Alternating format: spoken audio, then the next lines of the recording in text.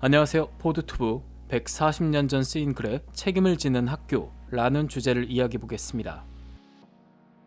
역사는 140년 전 쓰인 인종차별적인 글에 책임을 물었고 UC 버클리는 응답했습니다.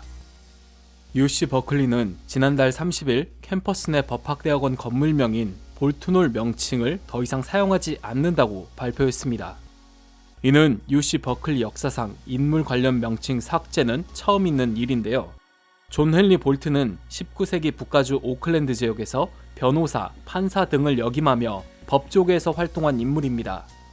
우리에겐 생소한 인물이지만 오클랜드 지역에선 존경받는 인물로 이를 기리기 위해 지난 1911년부터 해당 명칭을 UC 버클리에서 사용해 왔습니다. 그런데 왜 볼튼홀 명칭을 삭제할까요? 그건 존 헨리 볼트가 1877년 중국인 이민자에 대해 쓴 글에서 기인한다고 합니다.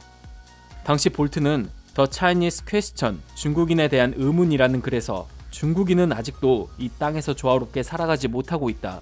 코카시안과 몽골리아는 인종적으로 동화될 수 없다 라고 쓴 글이 문제가 되었다고 하네요. 그러면서 그는 중국인이 백인과 동화될 수 없는 이유로 5가지를 적었는데요.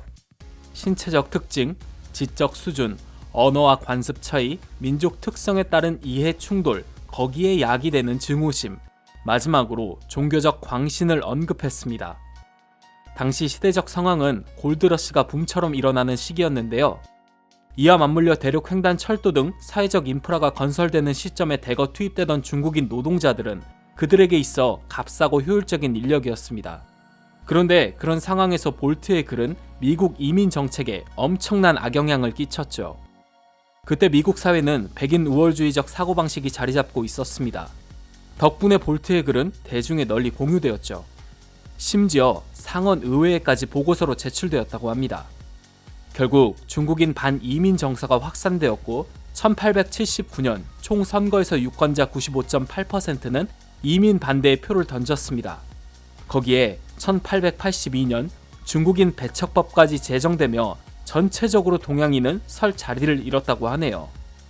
이런 결과를 초래한 볼트의 글은 세월 속에 묻힐 뻔했으나 140년이 지난 지금에서야 다시 공개됐습니다. 이 글을 발견한 건 UC 버클리 법대 강사인 찰스 라이히만 변호사인데요.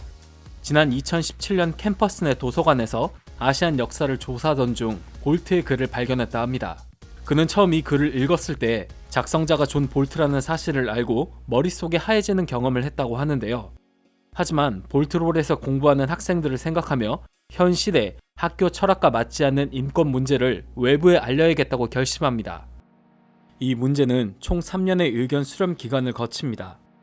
해당 사안에 대한 역사적 사실 검토, 보고서와 내용, 캠퍼스 내 학생과 동문들로부터의 피드백 취합, 중국인 이민자를 비롯한 지역사회 주민들과 타운홀에서의 수차례 미팅 등 여러 방면의 의견을 취합한 결과 명칭 제거를 결정합니다.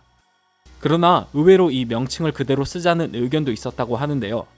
볼트의 인종차별적 글은 분명 지탄받아야 마땅하지만 토지 기증자는 존 볼트의 이름을 쓰는 걸 원했고 이걸 바꾼다면 유족의 뜻이 훼손될 수 있다는 주장이었죠. 또 다른 의견으로는 명칭 제거는 역사를 바로 잡는 게 아니라 오히려 백인의 부끄러운 역사를 지우고 숨기는 행위라는 주장도 나왔다고 합니다. 하지만 학교 측은 볼트가 긍정적인 기여를 한 게 사실이지만 이는 인종차별을 뛰어넘지 못한다며 대학의 사명인 다양성과 균등한 기회의 원칙을 지키려면 이 명칭을 제거해야 한다고 주장했습니다. 결국 지난달 30일 140년 동안 쓰여지던 볼튼홀이라는 명칭은 제거되었다고 합니다. 이런 점이 미국 사회를 청렴하게 만드는 게 아닐까 싶은데요.